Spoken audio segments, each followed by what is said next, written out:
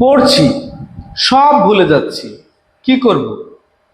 পড়া মনে রাখার গোপন ট্রিক্স। আজকে আমরা আলোচনা করব আমরা যে পড়ছি এবং সব ভুলে যাচ্ছি এগুলি কিভাবে সহজে মনে রাখা যায়। এই বিষয় নিয়ে কতগুলি গুরুত্বপূর্ণ ট্রিক্স তোমাদের দেব। তোমরা অবশ্যই ভিডিওটি শেষ পর্যন্ত দেখবে। আশা করি এই সমস্যার মধ্যে যারা আছো তারা অনেকটাই সাহায্য পাবে। তবে প্রথমেই একটা কথা বলে দেব, ভয় করবে না। পড়ছি, সব ভুলে যাচ্ছি, তাই বলে ভয় করবে না। কেন বলি, একটা ছোট্ট উদাহরণ দিয়ে আমি তোমাদের গোপন ট্রিক্সগুলি দেব। আমরা যখন পরীক্ষার হলে যাই, বাড়ি থেকে বের হয়ে যাই, যারা ভালো প্রিপারেশন নেয় তাদের ক্ষেত্রেই এটা হয় যে আমার মনে কিছুই নেই। মানে আমি পরীক্ষা যত সামনে এগিয়ে আসে ততই যেন আমি সব ভুলে যাচ্ছি। এটা কাদের হয় জানো? এটা হয় যাদের সবচেয়ে ভালো প্রিপারেশন তাদের হয়। কেন বলছি? পরীক্ষার হলে গিয়ে তুমি পরীক্ষা যখন বসলে প্রশ্নপত্র হাতে দেওয়ার পর, মানে প্রশ্নপত্র হাতে পাওয়ার আগে পর্যন্ত তুমি মনে মনে ভাবছো যে আমি কিছুই পারবো না, কিছুই পারবো না। কিন্তু পরীক্ষাটা মানে শুরু হবে যখন, প্রশ্ন হাতে পাওয়ার পর প্রশ্নগুলি পড়ার পরেই তখন তোমার মনে হবে হ্যাঁ এটা তো আমার পড়া আছে, এটা তো আমার পড়া আছে। তারপরে তোমরা যখন শুরু করবে তখন মনে হবে কোনটা দিয়ে শুরু করি, কোনটা দিয়ে শুরু করি, মানে যেটাই শুরু করতে যাবে সেটাই যেন প্রথমটা মনে পড়ছে না। ব্যাপারটা এইরকম হয়ে দাঁড়ায়। তারপরে তো যাই হোক শুরু হলো পরীক্ষা। এরপর কি হয়, প্রথম টাইমে আমাদের হয়তো পাশের জনকে জিজ্ঞাসা করতে হয়, এই বল না রে শুরুটা কি, বল না রে। এইভাবে কিন্তু আমাদের একটা সময় কেটে যায়। মানে শুরুতেই আমরা অনেকটা সময় পার করে ফেলি। তারপরে আমাদের পুরো দমে পরীক্ষা শুরু হয়ে যায়। আর পরীক্ষার আর বেশি বাকি নেই, মানে আর আধ ঘন্টা বাকি, হয়তো 1.5 ঘন্টা পরীক্ষা তোমাদের, আর আধ ঘন্টা বাকি। আমার হয়তো দেখা গেল 40টার মধ্যে এখনো 15টা প্রশ্ন বাকি। তাহলে আধ ঘন্টার মধ্যে 15টা প্রশ্ন উত্তর দিতে পারবো তো আমি? মানে এই একটা চাপ তোমাদের বেড়ে যায়। সব শেষে কি হয়, পরীক্ষা শেষ হওয়া পর্যন্ত তুমি জানা প্রশ্ন ছেড়ে আসো। কারণ কি, প্রথম টাইমে তুমি সময় লস করেছো, যে কারণে তোমার জানা প্রশ্ন ছেড়ে আসতে হয়।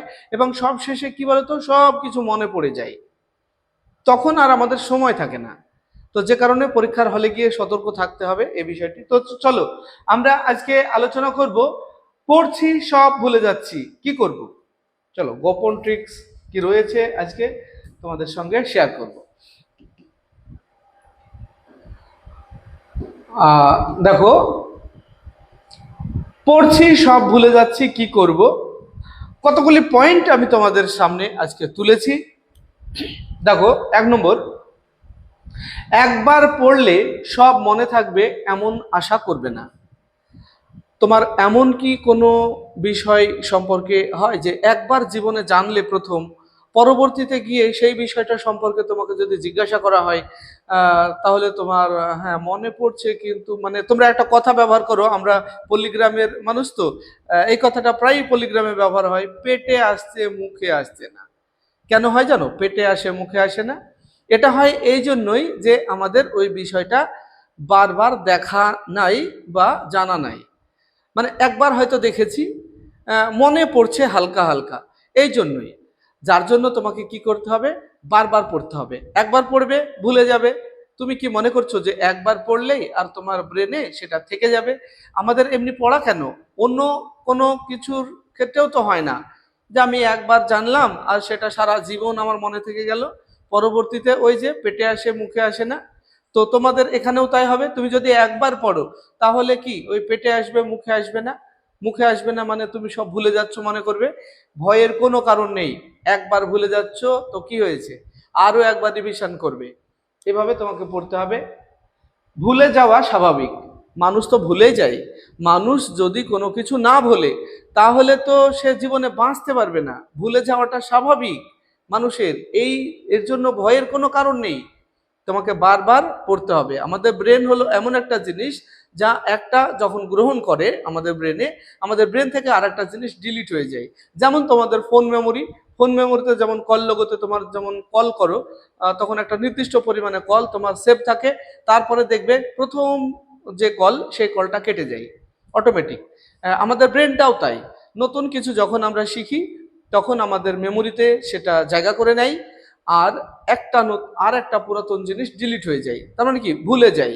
এই ভোলাটা তো আমাদের স্বাভাবিক, তার মানে কি ভুলে যাওয়া স্বাভাবিক। আমাদের মনে রাখার জন্য একই বিষয় বারবার পড়তে ও ঝালিয়ে নিতে হয়।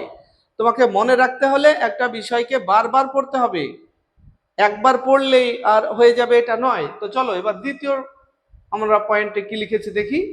শুধু পড়বে না, বই বন্ধ করে সামনে মনে করার চেষ্টা করবে। শুধু পড়লেই হবে না, তুমি পড়ার পর দেখা গেল যে তুমি মনে মনে ভাবলে যে আমি কি পড়লাম, সেটা নেই, বই বন্ধ করে কিন্তু ভাবতে হবে যে আমি কি পড়লাম। দেখা গেল যে আমার ভাবনায় কিছুই আসছে না, তখন বইটা খুলে আরো একবার রিডিং পড়তে হবে, এবং সেটা কি মুখস্থ না, শুধু বিষয়টিকে বুঝতে হবে আর পড়তে হবে। তারপরে তোমার যখন বুঝতে পারবে তখন তুমি বইটা বন্ধ করে মনে মনে করো হ্যাঁ এবার কিছুটা বুঝতে পারছো, তারপরে আরো একবার পড়বে। এইভাবে তোমাকে পড়তে হবে। তোমরা এই যে দিনে 5 বা 6 ঘন্টা তোমাদের পড়ার কথা বলেছি, সেই 5-6 ঘন্টা তোমরা কি করবে, পড়তে হবে, তো বারবার পড়তে হবে। এরপর দেখো, একটি টপিক পড়ার পর বই বন্ধ করে নিজেকে প্রশ্ন করো আমি কি পড়লাম। এভাবে মনে করার অভ্যাস করলে বিষয় অনেক বেশি দিন মনে থাকে। তাহলে এইভাবে তুমি যদি বিষয়টি বুঝতে পারলে না, মনে কিছু আসছে না, আবার পড়লে, তাহলে এইভাবে যদি মনে রাখার চেষ্টা করো, বিষয়টিকে বুঝে নিতে পারো, তাহলে অনেক দিন মনে থাকবে। 3 নম্বর পয়েন্ট, ছোট ছোট অংশে পড়বে। একসঙ্গে অনেক পৃষ্ঠা পড়ার বদলে একটি অধ্যায়কে ছোট ছোট ভাগে ভাগ করে পড়ো, এতে পড়া সহজ হয় এবং মনে রাখাও ভালো হয়। তো এখন তোমরা যদি একটা মানে অধ্যায়কে পুরো রিডিং পড়ে গেলে, না এভাবে পড়বে না। পুরো রিডিং পড়ে গেলে দেখা গেল আমাদের মাথায় কিছুই থাকলো না। যেমন আমি একটা উদাহরণ দিই তোমাদের। আমরা আবারও বলছি, গ্রামের মানুষ তো, মাঠে ঘাটের কাজ করি আমরা। তো মাঠে আমরা ঘাস নিয়ে আসবো, আমাদের গবাদি পশু আছে তার জন্য। তো বেশ মাঠে ভালো ঘাস আছে, অনেক ঘাস আছে, সেই ঘাসগুলি আমি কিন্তু একবারে নিয়ে আসতে পারছি না। মানে অনেক ঘাস তোলার চেষ্টা করছি কিন্তু আমি পারছি না। তাহলে কি হলো, আমি কোনো ঘাসই আনতে পারবো না। কিন্তু সেই ঘাসের যদি অল্প কিছু নিয়ে আমি বাড়ি আসি, তাহলে নিয়ে আসতে পারবো। এইভাবে আমি অল্প অল্প করে যদি নিয়ে আসি তাহলে কিন্তু সবটাই নিয়ে আসতে পারবো। আর একসঙ্গে যদি পুরোটা নিয়ে আসতে যাই তাহলে কিন্তু আমি পারবো না। তো যে কারণে তোমাদের বলবো, পড়ার ব্যাপারটা অধ্যায়টাকে পুরো ব্রেনে ঢোকানোর চেষ্টা করো তোমরা। এটা করবে না, কি করবে, একটা অধ্যায়ের বিভিন্ন টপিক আছে, সেই একটা টপিককে ব্রেনে আগে ঢুকিয়ে নাও।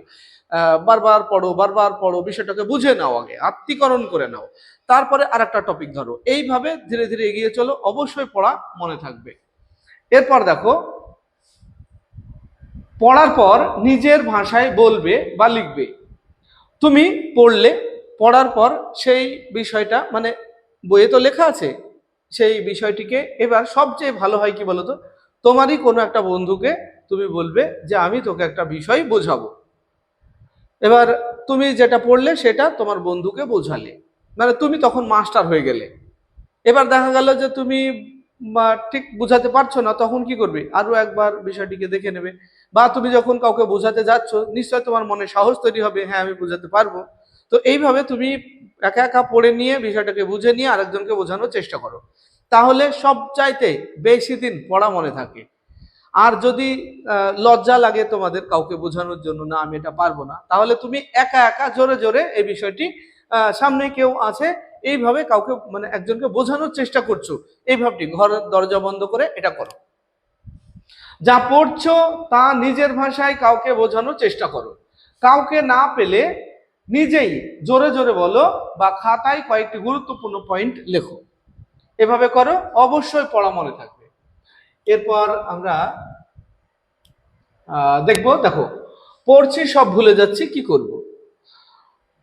5 নম্বর পয়েন্ট আমাদের, নিয়মিত রিভিশন করবে। আজ যা পড়লে তা আজই একবার দেখে নাও, তারপর পরের দিন, কয়েকদিন পর এবং পরীক্ষার আগে আবার রিভিশন করো।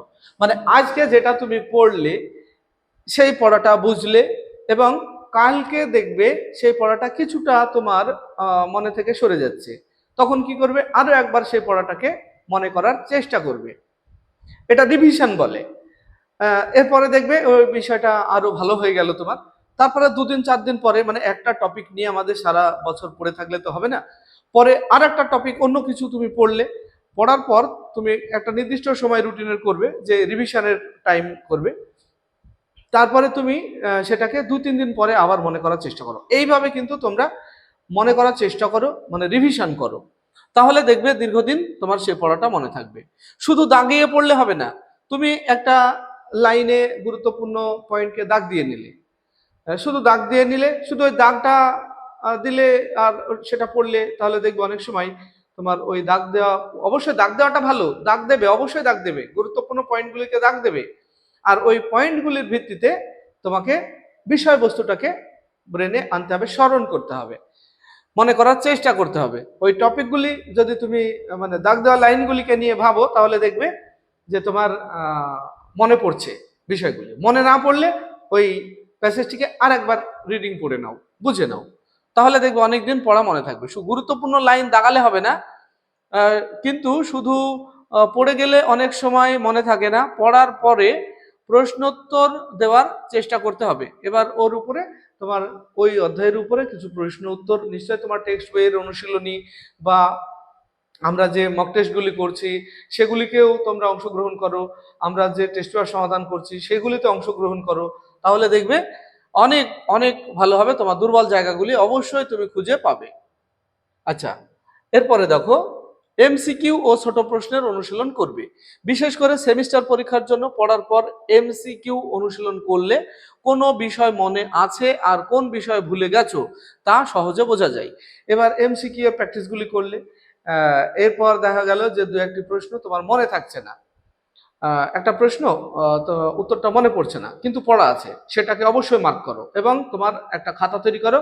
খাতার হেডিং দেবে ভুলের খাতা, খাতার টাইটেল রাখবে ভুলের খাতা, আর সেই খাতাতে তুমি যে বিষয়টা মনে পড়ছে না প্রশ্ন, সেই প্রশ্নটাকে লিখে রাখবে। আর যে প্রশ্নগুলি মনে পড়ছে, তুমি সোজাসুজি দেখে বলতে পারছো, সেগুলিকে নোটস করার দরকার নেই। কিন্তু যে প্রশ্নটা মনে পড়ছে না সেটাকে ভুলের খাতায় লিখে রাখো। এরপর ভুল উত্তরগুলো আলাদা খাতায় লিখবে। আমি যেটা বললাম, তোমার যে খাতাগুলি ভুল মানে প্রশ্ন উত্তরে ভুল হচ্ছে, সেগুলি একটা খাতার টাইটেল করবে, নাম দেবে ভুলের খাতা। ভুলের খাতাতে তোমার সেই পয়েন্টগুলিকে লিখে রাখবে। এরপর কি, পড়ার সময় মোবাইল দূরে রাখবে। বারবার নোটিফিকেশন দেখলে মনোযোগ ভেঙে যায়। মনোযোগ দিয়ে কম সময় পড়লেও তা বেশি কাজে লাগে। তোমরা যে টাইমটায় পড়বে সেই টাইমটায় মোবাইলটা একটু দূরে রাখবে, কারণ এখন তো সবার মোবাইল আছে, বেশিরভাগই মোবাইল আছে। তো অনেক সময় দেখা গেলো একটা টিং শব্দ আসলো, কি মেসেজ দিল কে, বা কিসের নোটিফিকেশন দেখতে গেলে তোমার মনের যে একটা মনোযোগ ছিল একটা পড়ার প্রতি, সেই মনোযোগটা ভেঙে গেল। তাহলে কি হবে, তোমার ব্যাঘাত ঘটবে পড়াশোনার, যে কারণে তোমার জাস্ট পড়ার টাইমটাই মোবাইলটাকে দূরে রাখবে। আচ্ছা, এরপর দেখো 10 নম্বর পয়েন্টে, একটানা অনেকক্ষণ পড়বে না। একটানা তোমরা অনেকক্ষণ পড়বে না, 30 থেকে 40 মিনিট পড়বে। কারণ একজন স্টুডেন্ট বলো, শুধু একজন মানুষের 30 থেকে 40 মিনিট পর্যন্ত ধৈর্য স্থির থাকে। তারপরে কি হয়, ভারী হয়ে যায়, মানে চাপ বেড়ে যায়। যে কারণে 30 থেকে 40 মিনিট পর্যন্ত তোমরা পড়ার রুটিনে রাখবে। 30 থেকে 40 মিনিট মন দিয়ে পড়ো, পড়ার পর 5-10 মিনিট বিরতি নাও, তারপর আবার পড়তে বসো। 5-10 মিনিট একটু বিরতি নাও, তাহলে ব্রেনটা সুস্থ হবে, তারপরে আবার পড়বে, মনে থাকবে। এরপর দেখো, পড়ার আগে লক্ষ্য ঠিক করবে। পড়ার আগে লক্ষ্য ঠিক করবে কিভাবে, তোমরা যখন পড়তে বসবে তখন আজ আমি অনেকক্ষণ পড়বো এইরকম লক্ষ্য না, আজ আমি এই অধ্যায়টা শেষ করব, এটা লক্ষ্য।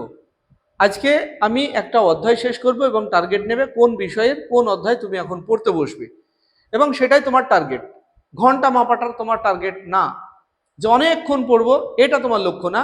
লক্ষ্য হলো আজকে আমি একটা অধ্যায় পড়বো, কমপ্লিট করব, বা এই অধ্যায়ের প্রশ্নগুলিকে আজকে আমি পড়বো, এটা তোমাকে লক্ষ্য রাখতে হবে। এরপর ঘুম ও বিশ্রাম ঠিক রাখবে। সারা রাত জেগে পড়লে শরীর খারাপ হয়ে গেল, পরের দিন পড়তে পারলে না, এটা কখনোই করবে না। আমাদের মন বা আমাদের ব্রেনকে সুস্থ রাখতে গেলে বিশ্রাম আর ঘুম, এই দুটো অত্যন্ত জরুরি। তুমি প্রতিদিন অন্তত 7 থেকে 8 ঘন্টা, মানে বয়স অনুপাতে এটা হয় ঘুমের বিষয়টি, তবে অন্তত 6 থেকে 7 ঘন্টা মিনিমাম ঘুমের জন্য রাখবে। তুমি রুটিন করবে এবং ঘুমোবে অবশ্যই 6 থেকে 7 ঘন্টা, তাহলে দেখবে তোমার শরীর সারাদিন ফ্রেশ থাকবে। আর যদি তুমি ঘুমের ঘাটতি থাকে, তাহলে পরের দিন পড়তে পারবে না, শরীর খারাপ করবে। তাই সারা রাত জেগে পড়লে সব সময় বেশি মনে থাকে না। পর্যাপ্ত ঘুম ও বিশ্রাম স্মৃতি ও মনোযোগের জন্য গুরুত্বপূর্ণ। তাহলে পর্যাপ্ত ঘুমটা কিন্তু তোমার স্মৃতি এবং মনোযোগের জন্য অত্যন্ত গুরুত্বপূর্ণ। তাই তুমি ঠিক ঘুমোচ্ছ কিনা, ঘুম কতটা করছো সেটাকে অবশ্যই নজরে রাখবে। আর এই 2 মাস একটু মোবাইল থেকে দূরে থাকার চেষ্টা করবে। দূরে মানে কি, গুরুত্বপূর্ণ কাজে ব্যবহার করবে, মানে অকারণে সময় নষ্ট করবে না। পরের পয়েন্ট, যা বুঝতে পারছো না তা মুখস্থ করার চেষ্টা করবে না। অনেক সময় আমরা যে বিষয়টা বুঝতে পারি না সেই বিষয়টা একটা লাইন বারবার বারবার বারবার পড়ি, তারপরে আবার আর একটা লাইন ধরি, বারবার বারবার বারবার পড়ি। এইভাবে কিন্তু অনেকেই পড়ে। এইভাবে পড়বে না, মানে অনেকে দোল খেয়ে খেয়ে সাউন্ড করে করে দেখা যায় যে একটা লাইন বারবার বারবার বলছে, তারপরে ওই লাইনটা তার মানে কি ব্রেনে চলে আসলো, তারপরে আর একটা লাইন বারবার। না, এই পড়ার কোনো কাজ নাই। তুমি দেখা গেল পরীক্ষার হলে গিয়ে এই মুখস্থ করলে আর তারপরে একটা লাইন মনে পড়লো না, তোমার থ্রেড কেটে গেল, তুমি লিখতে পারলে না। মানে বড় প্রশ্নের ক্ষেত্রে বলছি, 4th সেমিস্টার তোমাদের বড় প্রশ্ন হবে। তো যাই হোক, তোমরা বুঝতে যে বিষয়টা পারছো না সেটা মুখস্থ করতে যাবে না, বারবার পড়ে বিষয়টাকে বোঝার চেষ্টা করবে। কোনো বিষয় বুঝতে না পারলে তার জন্য তোমার স্কুল মাস্টার মশাই আছেন, তার জন্য আমরা আছি। কমেন্ট করে বলো যে স্যার এই বিষয়টা বুঝতে পারলাম না, তাহলে তো আমরা সেই বিষয়ের উপরে ভিডিও করে দিচ্ছি তোমাদের, এবং তোমরা খুব সহজেই সেই বিষয়গুলি পেয়ে যাচ্ছ। আচ্ছা, তাহলে আগে বিষয়টি বুঝবে, তারপর গুরুত্বপূর্ণ শব্দ বা পয়েন্ট মনে রাখবে। বুঝে পড়লে ভুলে যাওয়ার সম্ভাবনা কম। তোমাদের ভুলে যাওয়ার জন্য এটাই মূল কারণ যে তোমরা বুঝে পড়ো না। যারা বুঝে পড়ো না তারা তাড়াতাড়ি ভুলো, বুঝে পড়বে, অনেক দিন মনে থাকবে। আচ্ছা, এরপর আমরা ভুলে গেলে হতাশ হবে না। ভুলে যাওয়া মানেই তুমি পড়াশোনায় দুর্বল এমন নয়। ভুলে যাওয়ার পর আবার মনে করার চেষ্টা করলেই স্মৃতি আরো শক্ত হয়। তাহলে তুমি ভুলে যাচ্ছ মানে নিজেকে দুর্বল মনে করবে না। কি করবে? আবার মনে করার চেষ্টা করবে। অবশ্যই বারবার চেষ্টা করো, লেগে থাকো, হবেই হবেই। আজকের খবর, আমার বাড়ির কাছের একটা মেয়ে 5 বার নিট পরীক্ষা দিয়ে এবারে সফল হলো। ধৈর্য, ধৈর্য থাকতে হবে। দেখো, বিশেষ পরামর্শ, পল্লীগ্রামের মাস্টার চ্যানেলের মক টেস্ট ও টেস্ট পেপার সমাধান ফলো করো। মানে আমরা মক টেস্ট নিচ্ছি আমাদের এই চ্যানেলে, টেস্ট পেপার প্র্যাকটিস করছি, সেগুলিতে অংশগ্রহণ করো। তাহলে তোমার দুর্বল জায়গাগুলি কিন্তু তুমি বুঝতে পারবে। যে প্রশ্নগুলি তুমি নিজে নিজে পারছো না সেই প্রশ্নগুলি ভুলের খাতায় লিখে রাখো। নিয়মিত মক টেস্ট দাও, টেস্ট পেপার সমাধান দেখো, নিজেকে যাচাই করো এবং দুর্বল জায়গাগুলো শক্ত করো। এটাই পরীক্ষার ভালো করার সেরা উপায়। সবশেষে ছাত্রছাত্রীদের জন্য ছোট্ট বার্তা, পড়ে ভুলে যাচ্ছি মানে তুমি কিছুই শিখছো না এটা নয়। শুধু পড়ার পদ্ধতি বদলাতে হবে। পড়ো, বই বন্ধ করে মনে করো, লিখে অনুশীলন করো এবং নির্দিষ্ট সময় রিভিশন করো। তাহলেই পড়া অনেক বেশি দিন মনে থাকবে। ভিডিওটি কেমন লাগলো? ভিডিওটি ভালো লাগলে লাইক, কমেন্ট এবং বন্ধুদের শেয়ার করবে। আসছি পরবর্তী ভিডিও নিয়ে। সেই পর্যন্ত সবাই ভালো থাকবে, সুস্থ থাকবে। ভিডিওটি শেষ পর্যন্ত দেখার জন্য ধন্যবাদ।